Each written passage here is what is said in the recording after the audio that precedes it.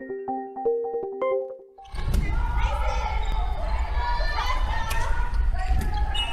SNEP FSU lance une semaine de l'EPS du 7 au 11 décembre. D'abord pour affirmer qu'il est possible d'agir. Les études scientifiques montrent que la santé des jeunes se dégrade depuis des années, faute de pratiques physiques et sportives. Aujourd'hui, les enseignants d'EPS le constatent aussi dans leurs cours et tirent la sonnette d'alarme. Selon la Fédération française de cardiologie, les enfants ont perdu 25% de leur capacité cardiovasculaire depuis 40 ans. Seuls 10% des enfants ont conservé les mêmes capacités que leurs aînés.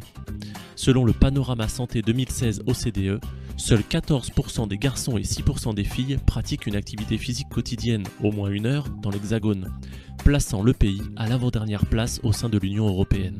L'accès à la pratique est aussi très inégalitaire dans notre société, tant au niveau territorial que social. Près de 25% ne font des activités physiques et sportives qu'à l'école, alors que l'UNESCO affirme que le sport est un droit. Évidemment, les périodes de confinement auront accentué ces inégalités. Il est donc nécessaire d'agir pour développer une pratique physique et sportive, source d'apprentissage nouveau et collectif, d'émancipation, de solidarité dans l'action, de vitalité et d'émotions partagées. Et nous l'affirmons, une jeunesse plus sportive, c'est possible et nécessaire pour l'avenir. Mais derrière notre enthousiasme, une triste réalité. Les décisions du ministre vont dans un sens diamétralement opposé à l'affichage. L'EPS est affaiblie et dévalorisée au sein du système éducatif, alors même qu'il faudrait la renforcer. Il y a un énorme écart entre un discours affirmant que tout est fait pour les jeunes et une réalité du terrain qui se dégrade. Nous ne pouvons l'accepter. Quelques exemples parmi d'autres. Aux rentrées 2019 et 2020, dans près de 10% des établissements, il manquait un enseignant d'EPS pour assurer les horaires obligatoires. Cela n'était pas arrivé depuis 50 ans. Le nombre d'élèves par classe explose. Plus de 30 en collège et 35 en lycées généraux ou professionnels ne sont pas rares en EPS. C'est toujours moins de pratique et de répétition et moins d'accompagnement pour les élèves. La réforme de la voie professionnelle a fait baisser l'horaire obligatoire d'EPS pour les élèves. C'est du jamais vu depuis que la discipline existe. L'EPS est affaibli aux examens avec la perte de référentiels nationaux au bac et plus d'évaluations spécifiques au DNB. La réforme du lycée entraîne la multiplication des cours le mercredi après-midi et réduit ainsi l'accès au service public du sport scolaire. La formation en EPS des profs d'école sera très réduite l'an prochain, jusqu'à 60% dans certaines INSPE. Là encore, c'est un triste record historique, alors que le primaire constitue un âge très important pour le développement de l'enfant. Cette semaine a donc vocation à démystifier les grands discours et les mesures dérisoires ou cosmétiques en affirmant la réalité du terrain et surtout à proposer des mesures concrètes pour l'EPS et le sport scolaire de demain. Pendant cette semaine, nous mettons au débat avec les parents, les élus et le monde sportif et associatif 10 mesures pour rendre la jeunesse plus sportive. Cela concerne évidemment l'école, jeu d'enseignement obligatoire pour toute une génération, mais aussi le monde sportif et associatif qui permettent de pratiquer après l'école et doivent être soutenus massivement. Plusieurs initiatives sur toute la France permettront d'enrichir ces mesures qui visent à améliorer concrètement la pratique physique, sportive et artistique de toutes et tous. 4 heures par semaine d'EPS de la maternelle à la fin du lycée, doublement des recrutements pendant au moins 5 ans, soit 1500 recrutements par an, diminution du nombre d'élèves par classe, 24 maximum, une épreuve d'EPS aux examens, DNB, CAP, BAC, avec un coefficient revalorisé, une section sportive scolaire mixte ou une option dans chaque établissement scolaire, un plan de construction de 1000 gymnases et piscines éco-responsables d'ici 2024, mise aux normes environnementales et adaptation des équipements aux nouvelles attentes des pratiquants, augmentation de la subvention de l'État pour le sport scolaire, libération de la plage horaire du mercredi après-midi dans tous les EPLE, création d'un module obligatoire à l'université en licence, un financement du sport à hauteur de 1% du budget de l'État, contre 0,14 actuellement, la construction d'un observatoire des inégalités territoriales du sport, une nouvelle loi d'orientation et de programmation pour le sport.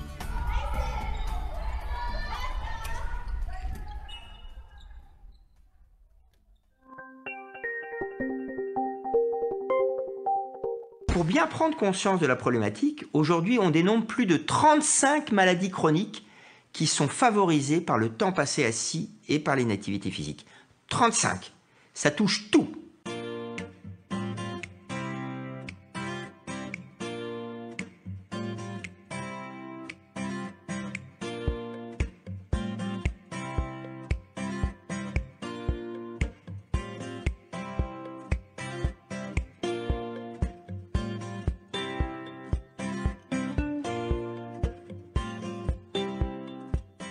30 minutes de marche modérée par jour. Je vais réinsister sur le par jour, c'est chaque jour. Parce que quelqu'un qui me dit je fais 3 heures de sport le samedi et 2 heures le dimanche, ça me fait 5 heures, je fais mes pas. Non, non, on n'a pas dit qu'il fallait faire 5 heures dans la semaine. On dit que c'est chaque jour 30 minutes. C'est comme si je me lavais les dents 7 fois le dimanche, plutôt qu'une fois par jour. Donc c'est pas pareil, l'effet n'est pas le même. Je peux être un sportif sédentaire.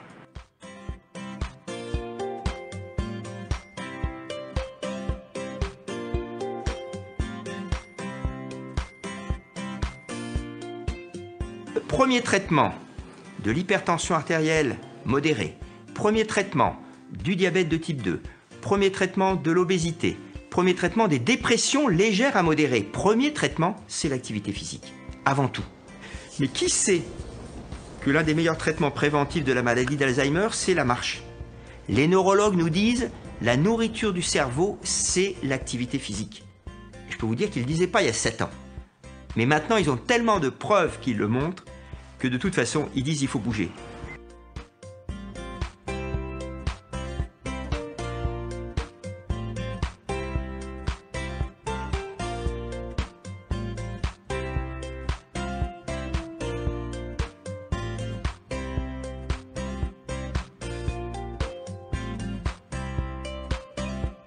Ce qui est recommandé aux gens, c'est de casser les périodes assises. C'est-à-dire qu'il faut au moins toutes les 2 heures se lever et marcher 3-4 minutes. Ça veut dire quoi? Ça veut dire que je vais à l'imprimante chercher du papier, je vais me laver les mains aux toilettes, je vais aller boire un verre d'eau. Voilà. L'idéal, c'est de se lever un petit peu toutes les heures, 1 minute. Mais si on fait déjà 2 à 3 minutes toutes les 2 heures, c'est déjà bien.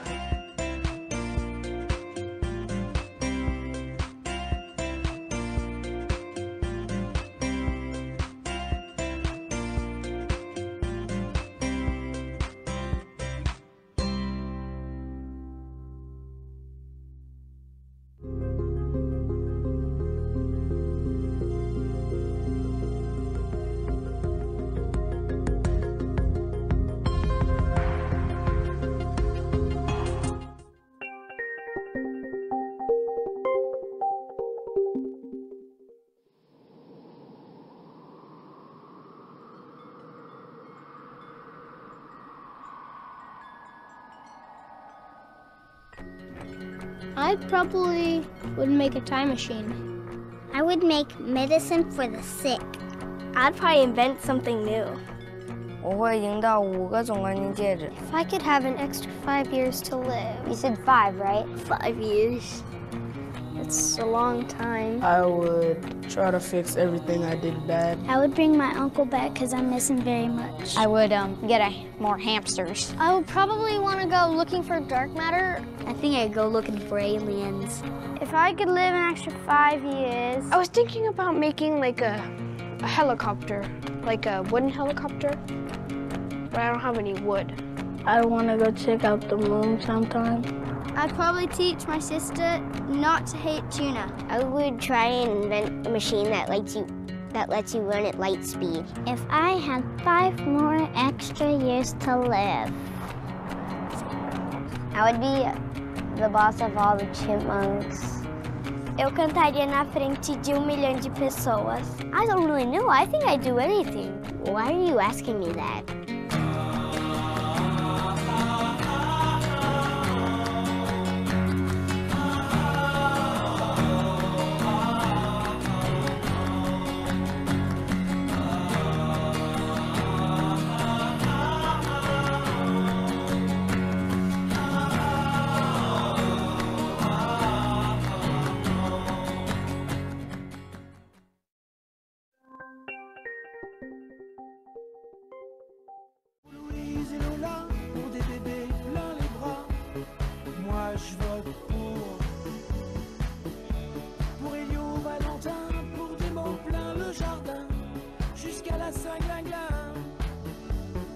Et puisque le monde est cruel,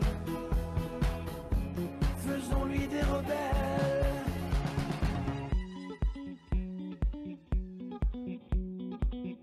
Pour les petits coins de paradis, pourrais compte quitter Paris pour la Marseillaise, même en reggae, l'international, même en anglais. Pour la danse, pour tous les gamins, mais la maîtresse en maillot de bain. Pour les virus confinés, les pangolins en liberté. Pour nous de mon amour, pour nous de mon amour. Bonsoir à toutes et à tous et bienvenue dans la dernière soirée de l'éducation physique et sportive. Non, non, nous ne sommes pas auto-confinés aujourd'hui, mais c'est que comme demain, on organise le séminaire du groupe éducatif national à Aix-en-Provence, on a délocalisé la soirée de l'EPS. Alors, vous savez que l'ensemble des événements que nous avons organisés, cette soirée-là, mais aussi les autres, vous pouvez les retrouver sur notre page internet à pédagogie.snepfsu.fr et vous cliquez sur événements et vous pouvez retrouver l'ensemble donc de ces soirées-là et puis aussi un certain nombre d'articles qui viennent compléter nos soirées. Alors le petit clip Design to Move que vous avez pu voir a le mérite d'attirer très fortement notre attention et de façon un peu, on pourrait dire, radicale sur les conséquences de la sédentarité, puisqu'en fait la nouvelle génération, c'est la première fois depuis l'existence humaine qu'elle va avoir 5 ans d'espérance de vie en moins que la génération précédente. Est-ce que cette question est une question scolaire? Est-ce que ce n'est qu'un problème de l'éducation physique et sportive? À l'inverse, est-ce que l'école et l'éducation physique et sportive doivent ignorer ce problème-là? Le SNEP, lui, n'a pas choisi d'ignorer cette question de la sédentarité, et loin de là, d'ailleurs, puisqu'il a choisi de mener une campagne importante lors de la semaine de l'éducation physique et sportive en début de cette année scolaire, face à la crise sanitaire sans précédent que notre société a traversée. Il a aussi avancé un certain nombre de propositions, 10 propositions, pour essayer de faire en sorte que les élus, le gouvernement, et notamment M. Blanquer, prennent un certain nombre de mesures pour renforcer l'éducation physique et sportive qui peut sans doute inverser la tendance. Qu'est-ce qui a été fait en un an? Quelle est la fonction de l'éducation physique et sportive? Peut-elle se résumer à lutter contre la sédentarité? Quelles sont les conséquences de l'EPS face à la sédentarité? Avec nous, pour en parler ce soir, on a plusieurs invités. François Carré, qui va nous rejoindre, je ne sais pas s'il est déjà présent, qui est cardiologue au CHU de Rennes. On a Guillaume Hollard, bonsoir Guillaume, qui est enseignant d'éducation physique et sportive dans l'Académie de Grenoble. On a aussi Claire Ponté, bonsoir Claire, qui est membre du Centre PS et Société, responsable au SNEP de l'éducation physique et sportive à l'école primaire, et ce soir, qui va nous présenter un peu en avant-première un certain nombre de propositions co-construites avec le SNIPP, qui donnera peut-être l'année prochaine lieu à une campagne sur la question de l'EPS à l'école primaire, qui nous en dira un peu plus tout à l'heure. On a aussi Mélanie Pelletier qui va arriver en cours de soirée, puisqu'elle est, elle est actuellement dans le train, et qui va nous parler d'un certain nombre de propositions. Elle est élue des AS sur comment faire aujourd'hui pour améliorer le sport scolaire et surtout pour faire en sorte que la crise que nous venons de traverser avec 30% de licenciés en moins puisse rebondir de façon positive à la rentrée. Et on a enfin Angelco Zudin qui est secrétaire national du SNEP et qui nous développera un certain nombre d'analyses sur l'éducation physique et sportive. Je vois que François Carré vient de se connecter. Bonsoir François Carré, bienvenue dans cette soirée de l'éducation physique et sportive. Bonsoir Bruno. Alors, je voudrais revenir un petit peu sur le thème de notre soirée, donc l'EPS à l'épreuve de la sédentarité. Avant de revenir sur la définition des concepts, et dont sans doute François Carré pourra aussi préciser un peu les choses, nous avions interviewé Irène Barthes-Rikis, de l'Agence nationale de la sécurité sanitaire, ANSES, dont vous pouvez d'ailleurs retrouver, on va vous partager le lien, une interview qu'on avait réalisée d'elle pour le bulletin national du SNEP. Et dans son interview, elle nous disait que 66% des adolescents entre 11 et 17 ans ont un niveau de sédentarité élevé. Ça veut dire quoi? Ça veut dire que plus de 2 heures d'écran par jour. Et une activité physique faible, c'est-à-dire moins de 60 minutes. C'est donc une population très exposée au risque de la santé. Alors, Angelco, tu es secrétaire donc, national du SNEP-FSU. J'aimerais te demander pourquoi le SNEP a choisi de travailler sur la question de la sédentarité. Est-ce que finalement, la sédentarité est un problème d'une discipline scolaire? Certainement, c'est le problème d'une discipline comme la nôtre, en tout cas. Alors, en quelques points de façon ramassée, d'abord, je nous invite à considérer la sédentarité comme comme un vrai problème, mais un problème multifactoriel, qui ne dépend pas que d'une seule chose. Et dans tous les cas, nous pensons qu'il ne doit pas être considéré, ou plutôt qu'elle ne doit pas être considérée, isolée du contexte social dans lequel elle existe, elle se présente, pour un grand nombre d'individus, dont les jeunes. Ça, c'est la première chose. La deuxième, le confinement, les confinements successifs, et notamment le premier depuis maintenant un peu plus d'un an, a révélé quelque chose qui existait déjà en termes de sédentarité, puisque une des notions que nous avons traitées de multiples reprises, c'est celle des inégalités. Et pour ce qui nous concerne, des inégalités de l'accès aux différentes pratiques, essentiellement ce qu'on nomme les pratiques physiques, sportives et artistiques, mais pas que. Et cette notion des inégalités ne peut pas être séparée, à mon sens, de la question de sédentarité. Ensuite, l'assignation à résidence physique avec le ou les confinements allait de pair, ou va de pair plutôt, avec l'assignation à résidence culturelle. Et quand je dis culturelle, je pense évidemment à la culture au sens le plus large, mais aussi de façon plus spécifique, pour ce qui nous concerne, à la vie associative, sportive et artistique. Donc, ces phénomènes-là font que, de fait, au SNEP, nous avons choisi de nous en occuper. Ensuite, s'il s'agit d'un problème de société important, pour ne pas dire majeur, il nous semble indispensable que l'école s'en occupe. Alors, si l'école doit s'en occuper, elle ne peut pas tout, puisque je l'ai dit au début, qu'on essaie d'apprécier la chose de façon multifactorielle. Et donc, qui dit école dit forcément l'éducation physique et sportive et le sport scolaire. Mélanie Pelletier nous dira quelques mots là-dessus tout à l'heure. Parce que si l'école doit s'en occuper, elle doit s'en occuper dans le cadre des missions qui dépassent les savoirs propres aux activités que nous enseignons, physique, sportive et artistique, stricto sensu, avec une vision de la société, cette fois-ci. Et qui dit vision de la société dit forcément une vision de l'individu, futur citoyen que nous voulons former sur cette question-là, mais de façon articulée, encore une fois, avec un ensemble de dimensions qui nous forment en tant qu'être social. Je terminerai rapidement, puisque j'ai dit que je ferai cette première prise de parole de façon ramassée. Une des spécificités de l'EPS, c'est que c'est le seul espace-temps pour tous les élèves, donc pour toutes et tous, qui dure 7 ans pour ce qui est de second degré, en plus si on inclut le premier et le supérieur, donc 7 ans qui concernent tous les élèves. C'est-à-dire, il s'agit de considérer les choses dans l'immédiat, dans la durée et après. Et pour ce qui est de l'immédiat pouvant durer jusqu'à 7 ans, il nous semble que une discipline comme la nôtre ne peut pas passer à côté compte tenu de ce paramètre majeur. Voilà, je m'arrêterai là pour le moment. Merci Angelco. Alors, François Carré, donc vous êtes cardiologue au CHU de Rennes et vous avez été depuis plusieurs années un militant du développement de l'activité physique en menant plusieurs campagnes et récemment, au sein du COJO aussi, vous avez milité notamment autour de la question des Jeux Olympiques, de l'activité physique. On en reparlera aussi sur la mesure des 30 minutes un petit peu plus tard dans la soirée. Alors, avant de commencer un petit peu, j'aimerais vous poser une première question sur est-ce que vous avez, vous, avec cette année de confinement et cette crise qu'on vient de traverser, un certain nombre d'analyses et d'évolutions de cette question de la sédentarité, si vous pouvez aussi préciser un petit peu le concept, de la jeunesse et de l'enfance sur cette année. Bonjour Bruno, bonjour à toutes et à tous. Et tout d'abord, un grand merci de me permettre de participer et d'échanger avec vous dans cette soirée. Alors, pour répondre à votre question, effectivement, aujourd'hui, depuis environ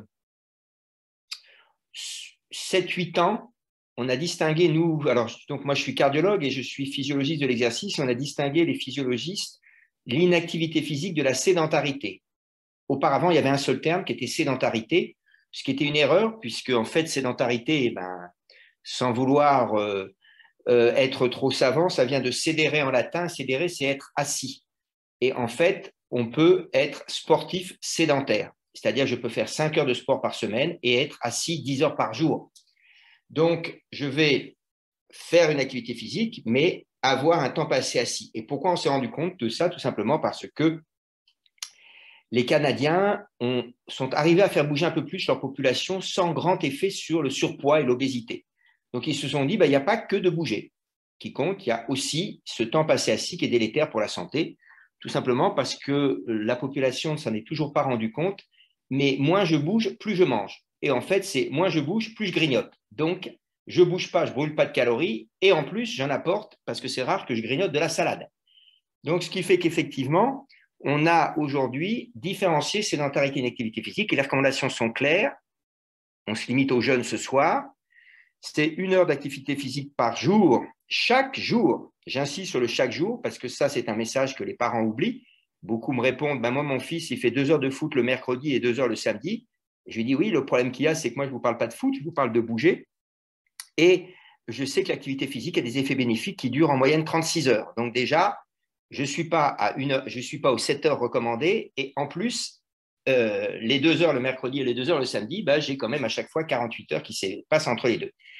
Et deuxième recommandation, diminuer le temps passé assis.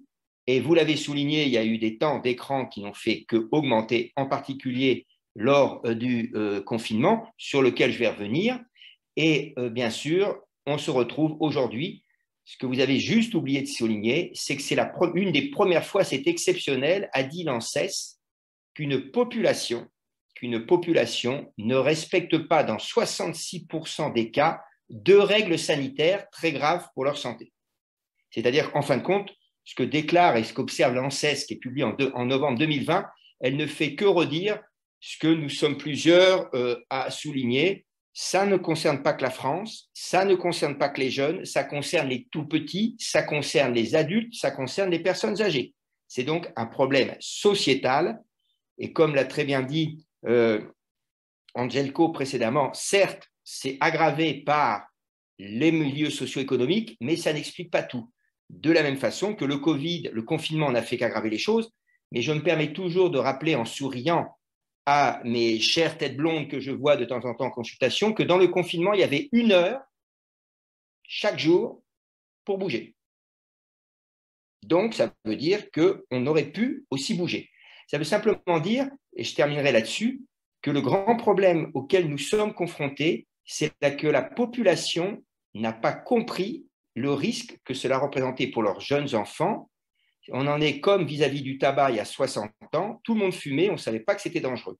Et je terminerai pour vous dire que pour vous confirmer malheureusement on n'a pas tout faux, hélas, je dis bien hélas, parce qu'une étude de 2020, publiée en 2020, réalisée en 2019, a montré que la première cause d'arrêt cardiaque en Île-de-France, donc on va dire en France, je ne vois pas pourquoi l'Île-de-France se démarquerait, la première cause d'arrêt cardiaque en Île-de-France avant 30 ans, c'est l'infarctus du myocarde. Quand j'ai commencé médecine, la première cause d'arrêt cardiaque lié à l'infarctus du myocarde, c'était avant 45 à 50 ans. Donc, on a régressé le risque de survenue d'infarctus du myocarde, la précocité, d'environ 15 ans. Et ça veut simplement dire que nos gamins, aujourd'hui, ont des facteurs de risque cardiovasculaire qui augmentent avec ce risque. C'est pour ça qu'on tire la sonnette d'alarme. Et c'est pour ça que je parle de bombe à retardement, parce que si, et je suis ravi de pouvoir parler avec vous, parce que moi, je compte énormément sur vous, et comme ça a été souligné par Angelco, oui, vous avez un rôle important à jouer, même si, comme me disent des professeurs d'éducation physique de 6e, je ne fais plus d'éducation physique, je fais de la psychomotricité. Voilà. On reviendra justement à ce sujet, François Carré. Alors, vous avez appelé à développer justement l'activité physique et à de nombreuses reprises aussi, vous avez souligné la baisse importante des capacités physiques des jeunes. Est-ce que vous pourriez revenir un petit peu sur cette analyse que vous faites en termes d'évolution des capacités et de ce que justement vous venez aussi un petit peu d'introduire en parlant de l'évolution de l'éducation physique et sportive que vous percevez de là où vous êtes?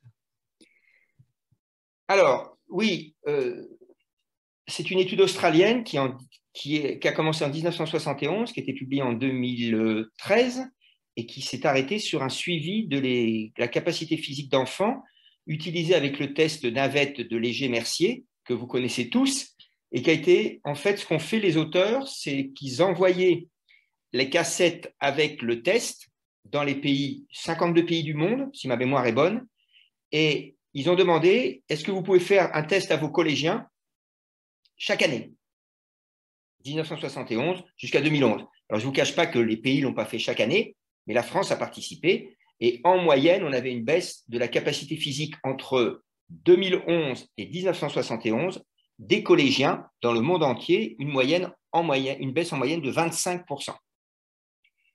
Qu'est-ce que ça veut dire? Ça veut dire que,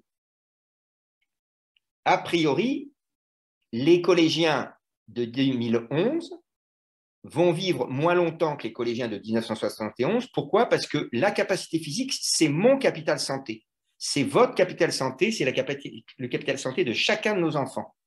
Si, en étant collégiens, ils ont une capacité physique plus faible de 25% et que rien ne change, bien sûr, s'ils décident de se mettre à faire de l'éducation physique ou de l'activité physique comme des fous, ils vont rattraper le retard. Mais autrement, ils vont arriver à 18-20 ans au pic de VO2 max, puisque c'est ça dont je suis en train de parler, à peu près avec 25% de différence. Et s'ils suivent la même courbe que les autres enfants de 1971, eh bien, inexorablement, leur capacité physique baisse en vieillissant et ils vont atteindre la courbe du zéro, c'est-à-dire la mort, plus tôt. Donc, c'est tout.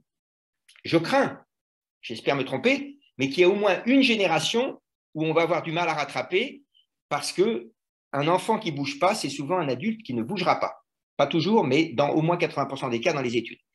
Donc, c'est un petit peu pour ça qu'on avait alerté. Alors, l'éducation physique, pour finir, de répondre à votre question, oui, moi, je pense que vous avez un rôle majeur à jouer. J'ai parfaitement compris, parce que j'ai parlé, en particulier avec vous, mais avec d'autres personnes de différents syndicats, que votre rôle, c'est bien plus que de faire bouger. Nous, on parle de bouger, pourquoi? Parce que c'est un message simple pour la population, surtout pour les tout-petits. Je ne sais pas si vous vous rendez compte qu'on est aujourd'hui de rappeler aux parents qu'il faut que leur tout-petit qui ne marche pas bouge. Qu'on arrête la nounou télévision. Donc, on a absolument besoin de vous, et je peux d'autant plus vous le dire parce que je ne vous cacherai rien, mais moi, avant de faire médecine, je voulais faire prof de gym parce que je suis passionné de sport. Et c'est les profs de gym de mon lycée qui m'ont dit « Non, tu aimes trop le sport, tu vas être déçu, fais autre chose ». Donc, j'ai rattrapé en faisant médecine et j'ai rejoint le sport et je suis content de pouvoir reparler avec… je passais mon temps, toutes mes récréations dans le bureau des profs de gym au lycée où j'étais. Voilà, vous savez tout de moi, pratiquement. Merci François Carré. Alors, pour continuer à discuter un petit peu avec vous, alors j'encourage les différents auditeurs à la fois à commenter sur Facebook, mais aussi à poser des questions dans le chat. On essaiera, dans la mesure du possible, de reprendre un certain nombre de ces questions. Et puis, les conférenciers peuvent aussi répondre en direct dans le chat, éventuellement, à un certain nombre d'éléments. Alors, Guillaume Hollard, toi, tu es professeur de PS à l'Académie Grenoble et j'aimerais te poser la question. Donc, tu as fait de nombreux cycles de courses longues avec tes élèves, d'athlétisme.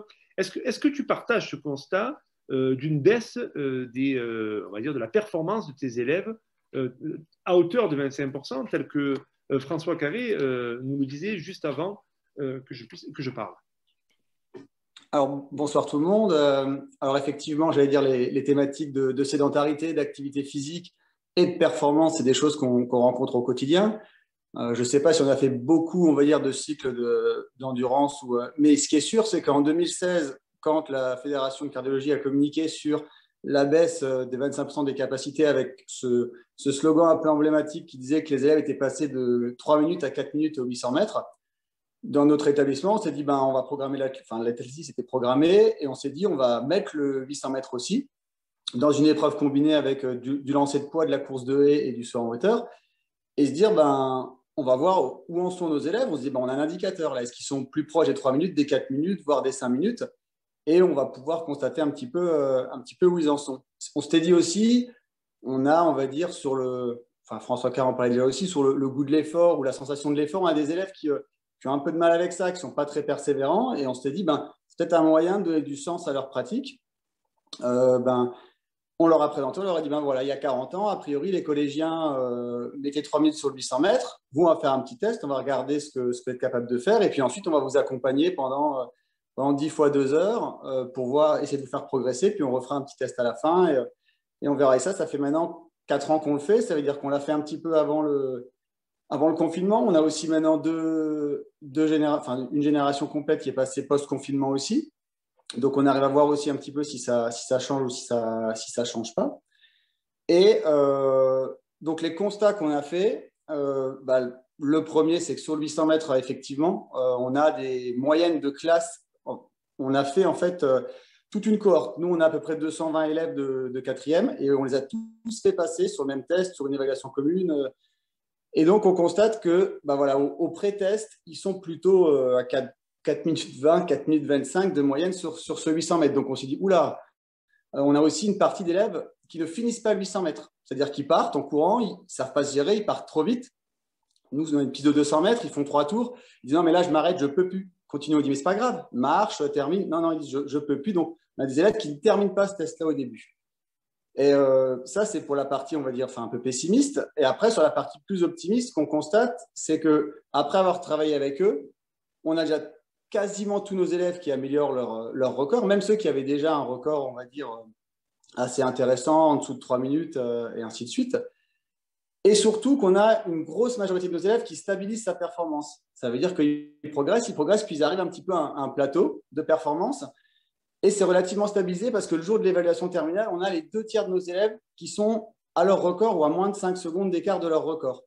Donc, si on reprend un peu la définition de la compétence qui rend la performance prévisible, on est un petit peu là-dedans. Et puis surtout, c'est là où on y reviendra peut-être après sur l'idée du mobile, d'agir pourquoi on bouge et ainsi de suite. On a la moitié de nos élèves qui battent leur record le jour de l'évaluation terminale. Parce que comme on a 110 élèves en même temps sur l'épreuve, on les trie par série homogène en niveau, il y a de l'émulation, les élèves ont envie de gagner leur série et ainsi de suite. Et puis, ça les amène vraiment à se dépasser. Et à ce titre-là, j'allais dire, on s'inscrit assez dans ce que le professeur Carré disait, de donner le goût et la sensation de l'effort aux collégiens. On s'est dit, on a quand même là, on est dans ces 25% de perte. Comment est-ce qu'on pourrait gagner un petit peu? On a d'abord creusé en regardant, on a repris des anciens barèmes Le Tessier, on en a fourni un de 86. Et en fait, quand on regarde là-dedans, on voit que nos bons élèves ont sensiblement les mêmes performances, on va dire a priori qu'en 86, puisque notre meilleur garçon, qui ne pratique pas en club par ailleurs, aurait 19 sur le barème Le Tessier de 86. Notre meilleure fille, qui c'est le hasard, mais ne pratique pas non plus d'activité en club à côté, aurait 17,5. Par contre, ce qu'on constate, c'est qu'avec ces valeurs-là, on a la moitié de nos élèves, autant chez les garçons que chez les filles, qui ne rentrent même pas dans le barème Le Tessier de 86. Donc, il faut encore un élément qui va dans le même sens. En revanche, quand on regarde les autres activités, si on regarde le lancer de poids, par exemple, le lancer de poids, on n'a pas du tout la même chose avec ce barème de 86. On a 5 élèves qui arrivent à 20. On n'a aucun élève qui descend en dessous de 5. On a une moyenne de cohorte, donc toujours sur nos 200 élèves, qui est autour de 13. Donc, on n'a pas du tout la même chose entre le 800, où on a la moitié de la cohorte qui sort du barème, et sur le lancer de poids, où on a, on va dire, toute la cohorte à l'intérieur. Donc, on s'est posé un peu des questions de savoir comment est-ce qu'on pourrait faire progresser nos élèves, parce que s'il y a gagné, s'il y a effectivement ce lien entre bonnes conditions physiques, bonne santé, notre objectif, c'est d'améliorer leur capacité physique et donc leur santé. On a voulu regarder un petit peu sur l'étude de Grant Tompkinson là, qui était citée dans la communication. On est repassé sur le site de la Fédération de cardio, et là, on a constaté que finalement, ce n'était plus un 800 mètres qui était indiqué, mais un 600 mètres. Dans l'étude, on n'a pas vraiment trouvé grand-chose, donc on s'est dit, c'est pas grave, on va faire un 600 et on verra ce qui se passe avec le 600 mètres avec nos élèves. Et là, petite surprise aussi, c'est-à-dire que c'était en octobre 2020, là, donc après le premier confinement, et la première classe avec qui on teste, ils sont à 2 minutes 59 de moyenne, sans l'avoir préparé spécifiquement. Ça veut dire qu'ils rentreraient dans, on va dire, les valeurs de performance d'il y a 40 ans. Et puis, je l'ai refait la semaine dernière avec une autre classe de 4e. 2 minutes 59 à nouveau, meilleure performance une 55, et puis 4,36 pour la moins bonne performance. Donc, on voit déjà, on a un grand écart énorme, avec, on va dire, quasiment 250% d'écart entre le meilleur et le moins bon. Mais finalement, on se dit, mais là, on a communiqué avec nos élèves en leur disant, regardez ce qu'un collégien était capable de faire il y a 40 ans, et si c'est un 600 mètres, ils nous répondent, on fait pareil. Ça veut dire que finalement, il n'y a pas d'impact de la sédentarité. C'est-à-dire que Nous, sur le terrain, c'est quelque chose qu'on perçoit, qu'on pressent, on n'arrive pas bien à le jauger, peut-être cette diminution de performance qui correspondrait à une diminution de capacité physique de nos élèves. Mais si on prend cet argument-là, qui est quand même l'argument sur lequel il y a eu beaucoup de communication, qui a été repris à la fois dans un rapport parlementaire, par des propositions sénatoriales, par des journalistes, on se dit, mais c'est un slogan qui a bien le vent en poupe. Si nos élèves disent, bah, regardez, quand je prends ce slogan-là, il n'y a pas de souci, je suis dans les bornes, donc ce n'est pas grave si je reste longtemps sur mon portable ou si je ne me déplace pas. Et donc, bah, on se dit, bah, comment est-ce qu'on pourrait, on va dire, utiliser ces éléments-là? Est-ce qu'il faut rester sur le 600, sur le 800? C'est lequel des deux? C'est peut-être aucun des deux. Comment est-ce qu'on pourrait construire un indicateur qui permettrait de rendre visible, on va dire, pour nos élèves, leur manque de conditions physiques et donc de l'impact délétère que ça pourrait avoir sur eux? Si je fais un petit résumé rapide, donc la nouvelle encourageante, c'est que finalement, quand on s'y attelle, on arrive à faire progresser nos élèves. Et que on leur transmet pas nécessairement le goût de l'effort, mais en tout cas, ils ont vécu une expérience où ils se sont confrontés un petit peu à leurs limites. Deuxième élément, c'est qu'on trouve une très grande hétérogénéité. Donc, c'est peut-être un peu ce souci-là qui fait que utiliser la moyenne n'est pas pertinent, parce qu'avec un grand étalement des résultats, la moyenne perd un peu de son sens peut-être. D'autant plus que, a priori, la relation entre conditions physiques, santé, elle est relativement linéaire quand on est en mauvaise condition et donc qui implique une mauvaise santé, mais qu'on arrive assez vite à un plateau, ou ensuite que je suis en bonne condition ou en excellente condition physique, je n'ai pas spécialement beaucoup de gains. Donc l'idée serait peut-être plus de passer sur un indicateur plancher en dessous duquel c'est alarmant et puis au-delà duquel on serait, on va dire, un petit peu protégé. Donc je profite de l'occasion de pouvoir échanger avec le professeur François Carré pour lui demander d'abord s'il peut me repréciser sur 600 mètres, 800 mètres, comment est-ce que nous, on peut se dépatouiller de ça, on va dire, sur le terrain. S'il pense que c'est aussi possible de prédire un état de santé à partir d'un indicateur de performance. Et puis, une toute dernière chose, c'est sur une autre de vos interventions, vous précisez que vous aviez un confrère de Clermont qui, lui, avait constaté une baisse de conditions physiques supplémentaires avec le confinement, que nous, on n'a peut-être pas nécessairement, on va dire, constaté, et si on peut avoir un peu plus de précision là-dessus. Merci Guillaume pour cette intervention. Alors justement, François Carré, une réaction peut-être à ces différentes questions et ces différents travaux on va dire plutôt expérience professionnelle qu'a pu réaliser Guillaume pour son établissement? Oui, d'abord un grand merci à Guillaume pour son travail. En fait, le problème du 600 mètres, 800 mètres, c'était des discussions qu'il y a pu y avoir. En fait,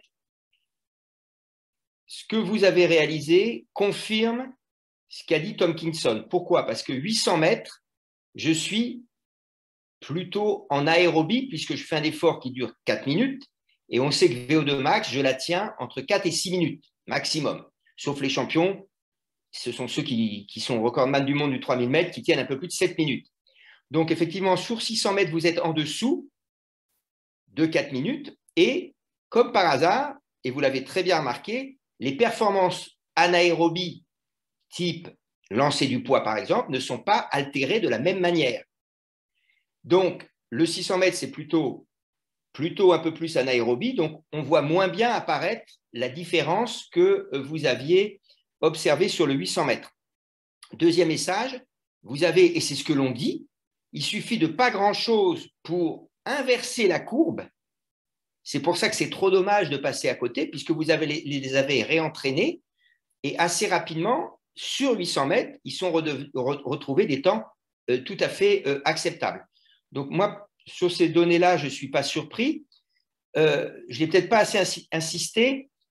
On ne parle pas de conditions physiques, on parle de capacité physique. C'est-à-dire qu'on assimile la capacité physique à la VO2 max, à la capacité aérobie, si vous voulez. On devrait parler de puissance maximale aérobie en réalité, puisque c'est une question qui m'a été posée. Est-ce que baisse des capacités physiques égale baisse de la VMA sur ces tests? Eh bien oui, c'était en fin de compte, c'était baisse de la VMA, puisque le test de Léger-Mercier, il nous donne la VMA. Et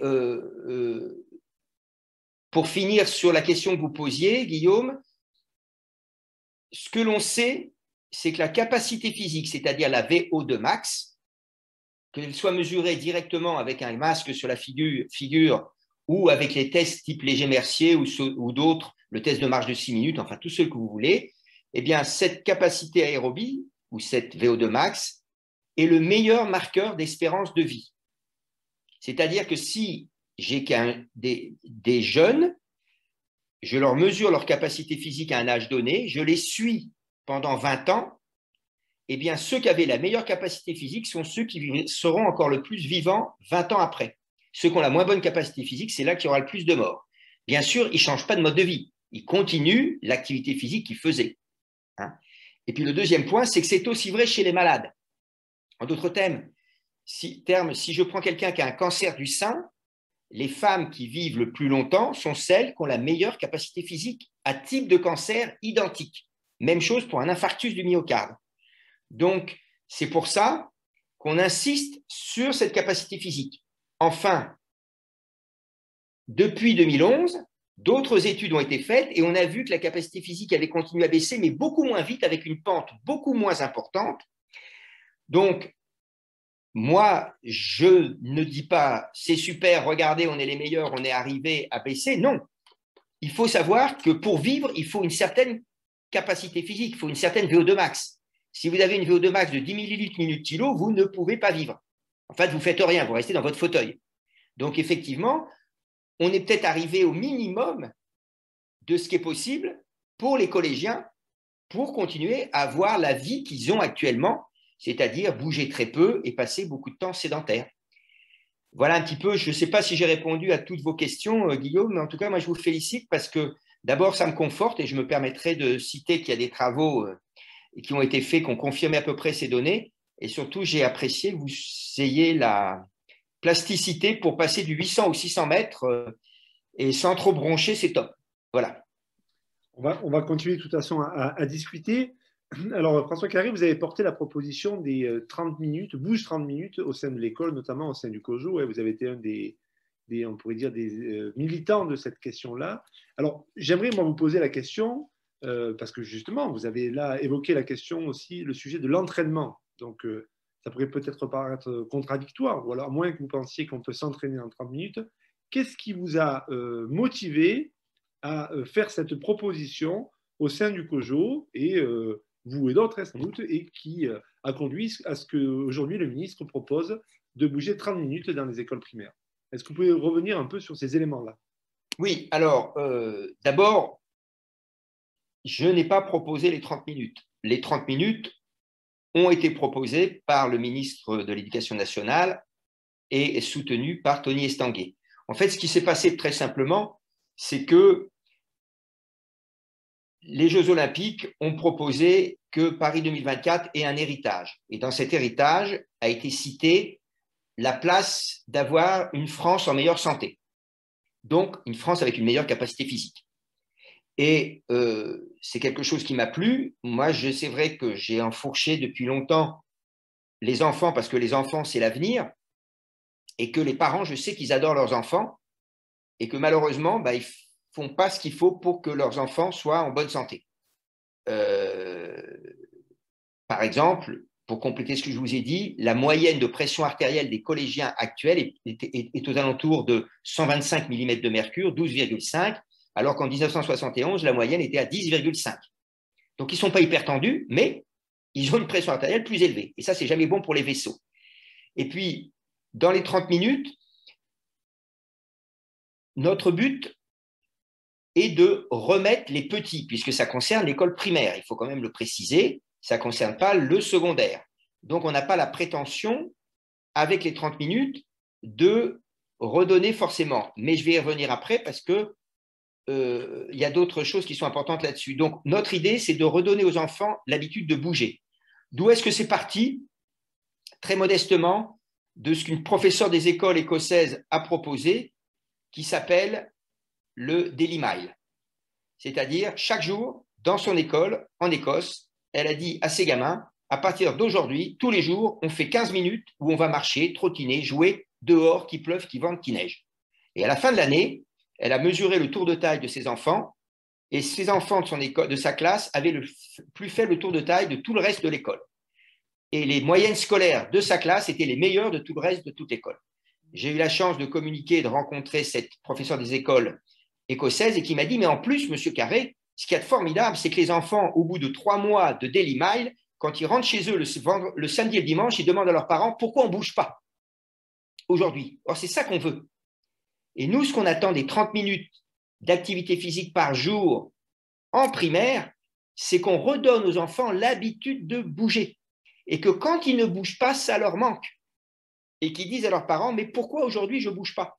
Parce que là, peut-être qu'on va réenclencher un cercle vertueux et il faut le faire tôt. Après, arrive le débat, vous m'avez peut-être aussi entendu dire que je trouvais dommage que ce soit les écoles volontaires, que c'est dommage qu'il y ait des écoles pilotes, parce que je pense qu'on n'a pas de temps. On n'a plus le temps de refaire des études qui durent 1 an, 2 ans, 3 ans. Il y a vraiment urgence. Mais en fait, il y a pas mal d'écoles. J'ai pas mal de professeurs des écoles. J'en ai une en particulier avec qui j'ai discuté longtemps, qui m'a communiqué par mail, qui m'a dit qu'elle était partie sur 15 minutes le matin, 15 minutes l'après-midi, juste avant les cours, et que comme ça, elle avait une classe beaucoup plus attentive et qui intégrait plus vite. Et je vous rappelle, si vous ne le savez pas, qu'il y a une jolie étude qui date d'assez longtemps, qui avait montré que si vous prenez une classe de primaire à qui vous faites apprendre une poésie de 2 strophes, la première strophe, ils l'apprennent, ils rentrent à l'école, ils s'asseyent, ils l'apprennent. La deuxième strophe, c'est le lendemain, avant de s'asseoir, ils vont marcher 15 minutes ou jouer 15 minutes, et bien ils l'apprennent beaucoup plus vite quand ils ont joué 15 minutes que quand ils n'ont pas joué 15 minutes. Donc, on a bien la preuve qu'on est gagnant sur tous les points de vue. Donc, voilà pourquoi je soutiens ce projet en rappelant aux parents que l'éducation nationale et l'école fait la moitié du travail. C'est-à-dire qu'à eux de faire l'autre moitié, puisque c'est 1 heure, ce n'est pas 30 minutes. Merci François Carré. Alors Guillaume Hollard, dans la préparation de cette soirée, nous avons pas mal discuté, échangé ensemble justement sur ce que sous-entendait cette centration sur ces indicateurs-là, notamment en termes de définition de la santé, mais aussi en termes de définition de notre discipline. Alors, est-ce que tu aurais une réaction par rapport à ce que vient justement de présenter François Carré?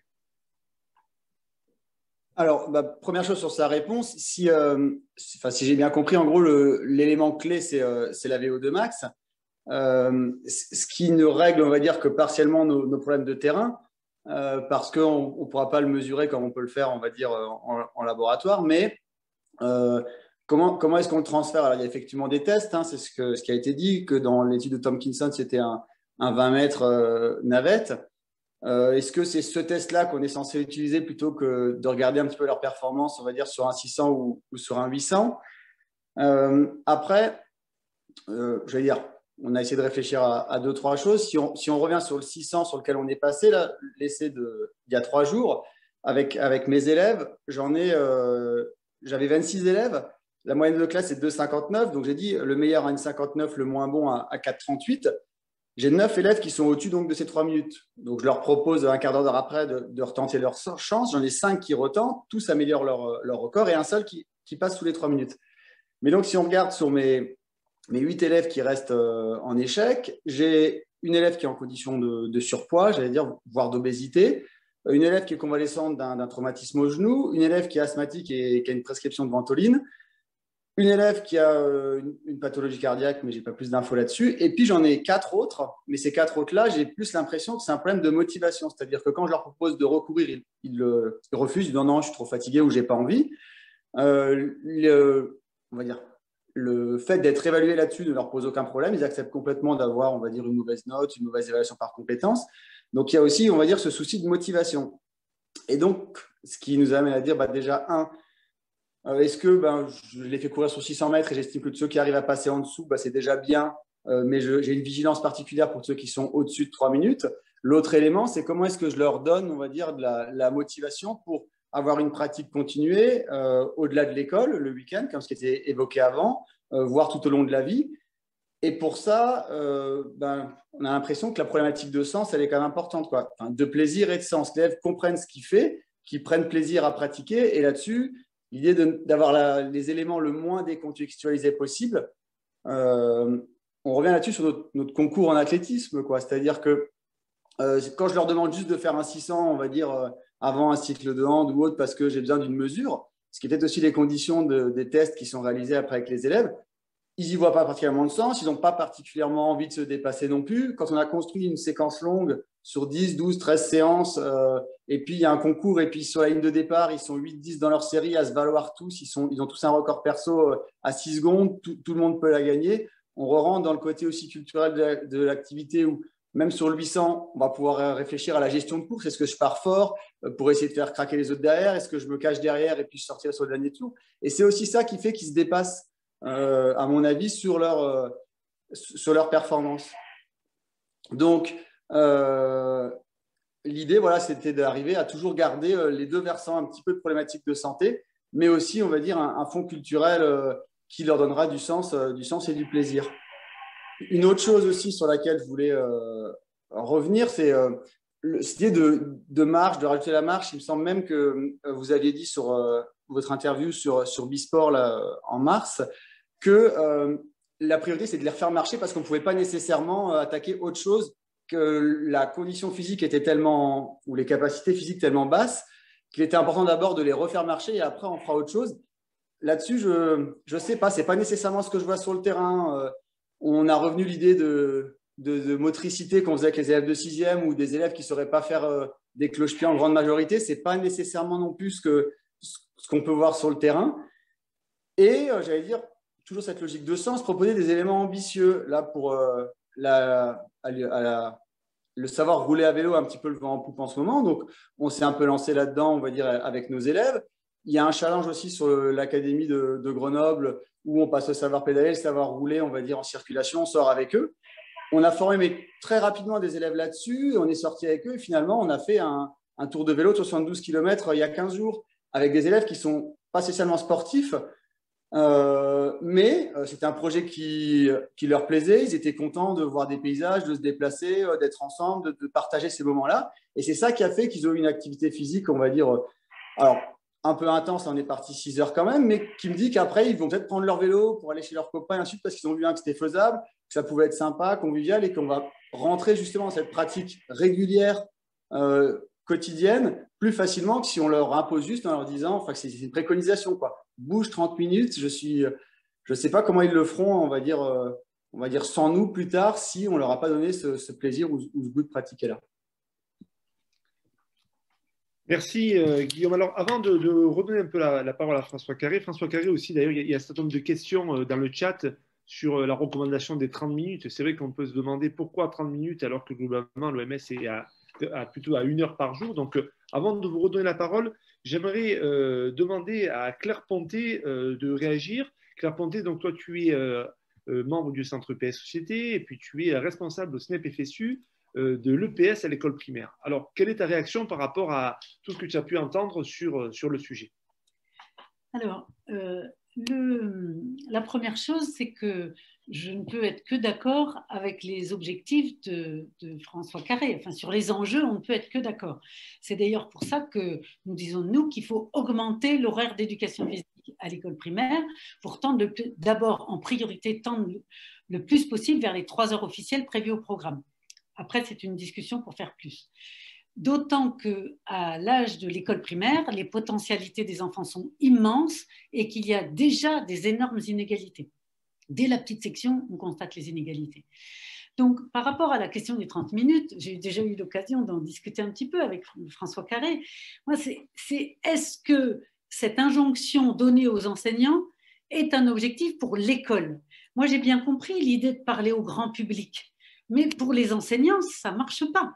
La mission de l'école n'est pas seulement de bouger, mais d'apprendre. Et pas seulement mais même, on pourrait dire d'apprendre à bouger, mais même pas seulement apprendre à bouger, c'est apprendre à nager, apprendre à lancer, apprendre à courir vite, apprendre à courir longtemps, apprendre à faire du vélo, apprendre à jouer collectif. C'est tout ce qui pourra donner envie de bouger après l'école. Donc, pour aller dans un club ou une association. Le soir, pour jouer au pied de l'immeuble, pour jouer pendant les vacances sur la plage, enfin, pour jouer le week-end avec ses parents, c'est-à-dire pour avoir une vie active. Je pense que vraiment tout commence à l'école et si l'école se contente de bouger, on ne pourra pas atteindre nos objectifs. Alors, d'autant plus que M. Carré a bien précisé que c'était M. Blanquer qui avait rebondi sur cette proposition-là.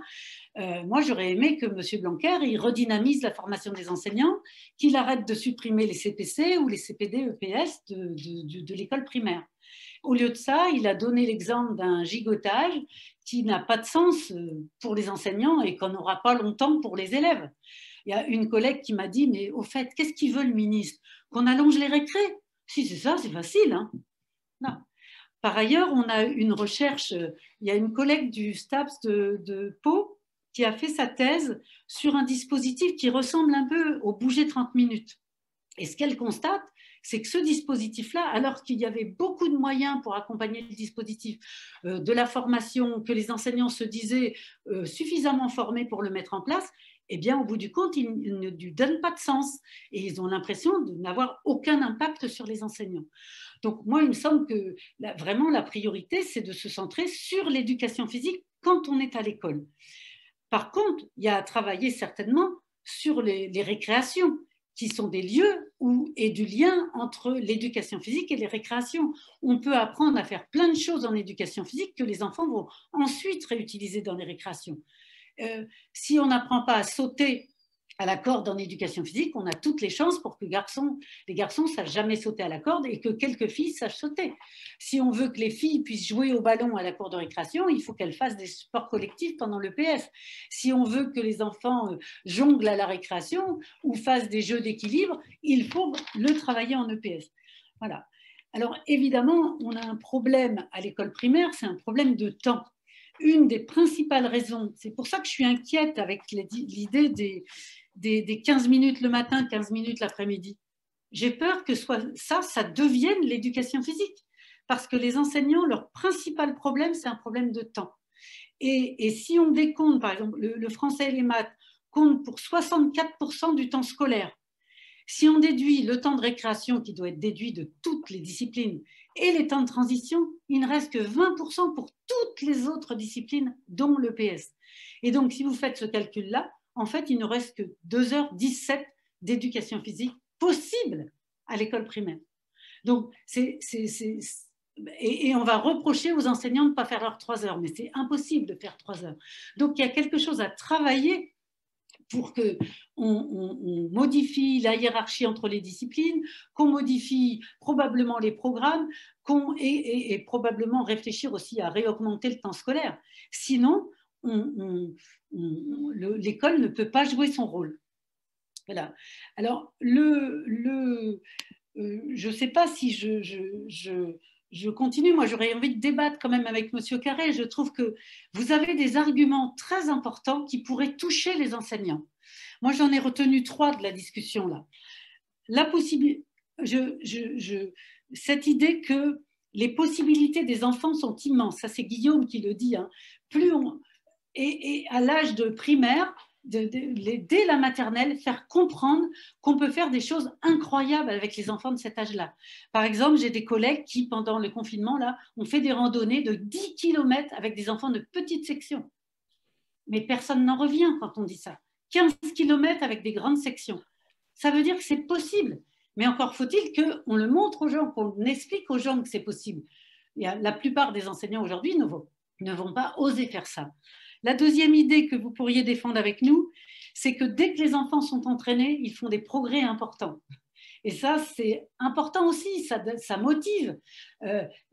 La notion d'entraînement n'est pas très utilisée en éducation physique, comme si on avait peur que les enfants deviennent trop vite des champions. Non, ils ont besoin de s'entraîner en français, ils ont besoin de s'entraîner en maths, et ils ont besoin de s'entraîner en éducation physique, et ils pourront faire des progrès. Et la dernière idée, vous l'avez bien développée, mais je pense qu'elle peut avoir un impact chez les enseignants, c'est l'idée qu'on apprend mieux quand on fait de l'activité physique. Et qu'effectivement, laisser les enfants assis sur une chaise trop longtemps, ça ne suffit pas, mais ça ne plaide pas pour moi pour les 30 minutes ou les 15 minutes, ça plaide pour plus d'éducation physique. François Carré, sans doute que vous avez plusieurs réactions à tout ça. Oui, j'ai plusieurs réactions. Et puis, comme je vous l'avais dit, Bruno, malheureusement, vers 19h30, j'aurai besoin de vous quitter. Mais d'abord, c'est toujours un plaisir d'entendre Claire et de pouvoir échanger avec elle. Alors d'abord, je vais être très clair avec vous et Claire en particulier. Je n'ai jamais dit et je n'ai jamais pensé que les 30 minutes suffisaient. Nous sommes dans un pays qui n'a aucune culture sportive. Je suis clair, ça fait longtemps que je le dis. Ça fait longtemps que je dis qu'aujourd'hui, en France, il y a le cerveau d'un côté, le corps de l'autre. On n'a toujours pas compris que l'un marche avec l'autre, et en particulier à l'éducation nationale en général. Vous connaissez mon franc-parler, je ne vais pas changer ce soir. Donc pour moi, c'est clair. Après, je me dis, je suis en face d'une urgence extrême. On me propose 30 minutes de bouger chaque jour pour les petits. Je dis, banco, c'est mieux que rien. Je n'ai pas dit que c'était super. Moi, ça fait des années que je dis, même en médecine, que nos programmes sont trop lourds. Les étudiants en médecine apprennent ce que j'ai appris quand j'étais étudiant moi, c'est-à-dire il y a 38 ans, plus toute l'évolution de la médecine. Et là, quand je vois le programme scolaire, maintenant je parle plus de mes enfants, mais de mes petits-enfants, et que je vois combien il est lourd, et puisqu'une journée fait 24 heures, une journée d'école fait peut-être 7 heures, eh bien il faut caser dans ces 7 heures, si possible, 1 heure d'activité physique chaque jour. Mais quand je dis ça, l'Éducation nationale me rit au nez en me disant « Attendez, monsieur Carré, ils ne savent même pas lire et compter. » Je leur dis, avec le temps déjà que vous leur donnez pour lire et compter, on est classé combientième sur les résultats scolaires. Donc, ça ne vous vient même pas à l'idée de vous poser la question si la façon et le programme scolaire que vous mettez n'est pas efficace, puisqu'on est parmi ceux qui… Alors, je ne vais pas dire parmi ceux, parce que l'Éducation nationale me dit toujours « Oui, mais on est le pays européen qui propose le plus d'activité physique. » Mais c'est faux. C'est faux parce que, comme vous l'avez dit, sur les 3 heures, ce n'est pas 3 heures, c'est 2h10 effectives. Et encore, je suis optimiste. Alors que dans les autres pays, beaucoup d'autres pays européens, à 14h ou à 15h, les cours s'arrêtent et les enfants peuvent aller faire de l'activité physique. Ils ne vont pas en faire. Je suis d'accord avec vous parce qu'aujourd'hui, les enfants ne bougent plus. Et donc, je suis à 200% d'accord avec ce que vous dites. Mais moi, je me dis, c'est tellement grave que je prends les 30 minutes. Même si ce n'est pas ce que j'attendais mieux. Et j'ai retenu, j'ai noté, vous voyez, sur ma petite feuille, vos 3 remarques que je vais développer auprès des parents. Mon problème, c'est que les progrès importants, les parents, ils ne vont pas y répondre. Parce que les parents, ils vont me répondre, moi, alors je vais dire, vous savez, les enfants ont des capacités de progrès rapides et importants en capacité physique et en capacité scolaire. Ça, je vais peut-être les intéresser si je rajoute les capacités scolaires. Claire, est-ce que tu as un dernier petit mot avant que François Carré nous laisse?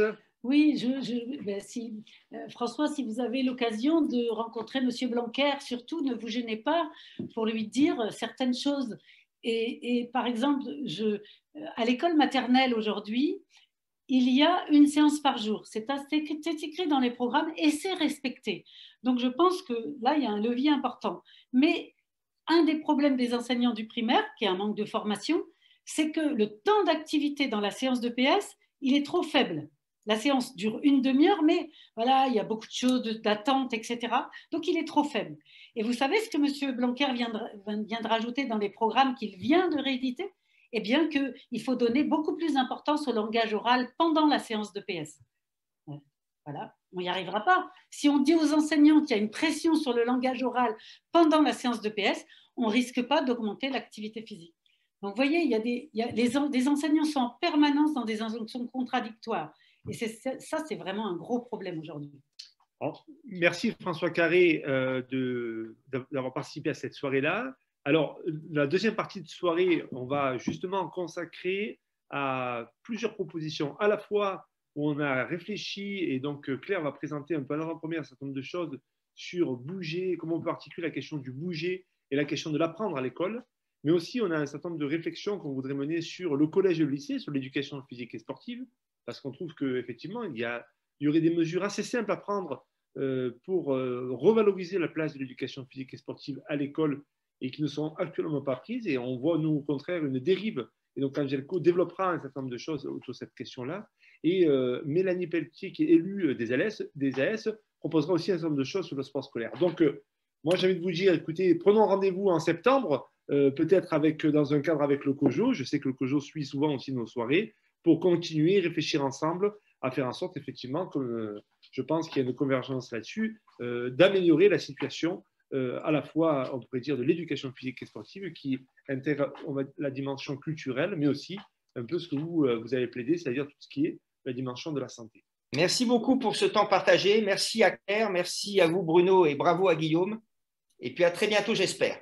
Au revoir. Merci Au revoir. François Carré.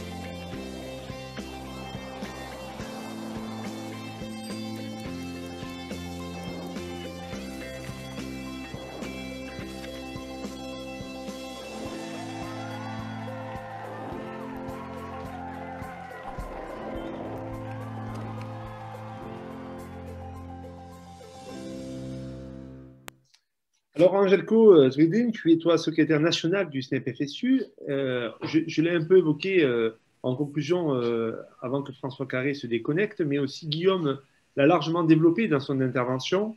La prise en compte de la question de la sédentarité a modifié et est en train de modifier en profondeur l'éducation physique et sportive et son identité. Est-ce que tu pourrais un petit peu développer cette question-là, cette idée-là? Oui. Tout d'abord, je nous invite à prendre un peu de recul, à ne pas considérer qu'avec le confinement, notamment, je l'ai dit au début, qui a fait exploser un certain nombre de choses, qui a révélé, voire aggravé des phénomènes comme celui de la sédentarité, que pour ce qui est de l'éducation physique et sportive, les choses commencent aujourd'hui. N'oublions pas que un certain nombre d'acteurs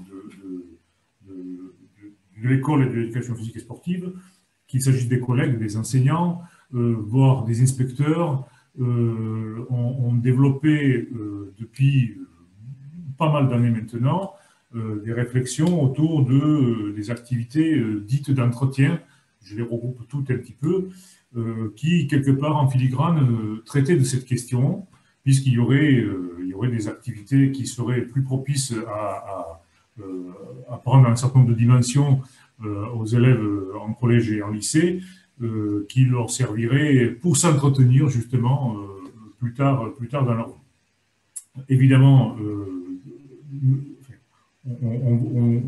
bref, c'est quelque chose, c'est une réflexion, voire plus, qui a marqué aujourd'hui notre profession, puisqu'on peut faire le constat que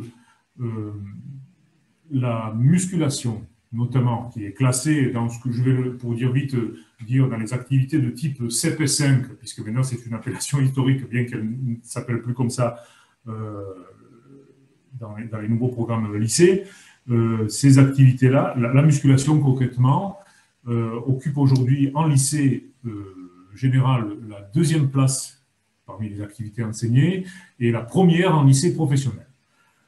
Il s'agit d'une évolution majeure. Voilà. Donc, il me semble que, donc, en termes d'identité de la discipline, c'est quelque chose qui aujourd'hui est considérable. Je reviendrai plus tard sur un certain nombre de propositions que porte le SNEP et les analyses que porte le SNEP. Je me contente ici seulement de l'évoquer. Ensuite, nous avons par ailleurs une éducation physique et sportive qui est en lycée comme en collège, alors davantage en collège compte tenu de ce que je viens de dire, qui est fondée littéralement et organisée à tous les niveaux par l'enseignement des APSA. Au SNEP, nous nous plaisons de dire par l'étude des APSA, puisqu'il s'agit, Claire l'a évoqué tout à l'heure pour le premier degré, évidemment, de mener les élèves vers les apprentissages concrets dans l'ensemble des activités qui sont apportées. Donc, c'est quelque chose qui n'est pas... Donc, on est sur un mouvement de fond qui évolue, qui bouge, mais qui est... Les choses... Il n'y a pas eu de révolution, on peut dire ça comme ça. La dernière chose que je vais dire pour répondre à cette question sur l'identité de notre discipline, c'est que nous avons tout de même un problème actuellement, puisque justement nous parlons de discipline, nous avons un problème qu'au SNEP on a analysé de façon suivante, depuis, on peut le dire, depuis l'arrivée de l'actuel ministre de l'Éducation nationale. Ça a commencé un petit peu avant, effectivement. Nous avons jugé que le PS était attaqué fondamentalement dans tout ce qui la fonde en tant que discipline. Alors, nous avons notamment un certain nombre d'éléments qui, lorsque nous comparons le PS à d'autres disciplines, qui nous semblent être remis en cause. Par exemple, je fais vite, tout ce qui concerne les textes tels que les programmes et les textes certificatifs, en gros, tout ce qui concerne les savoirs propres à une culture, pour ce qui nous concerne, culture sportive et artistique, et sont fortement remis en cause et niés dans leur spécificité. Donc,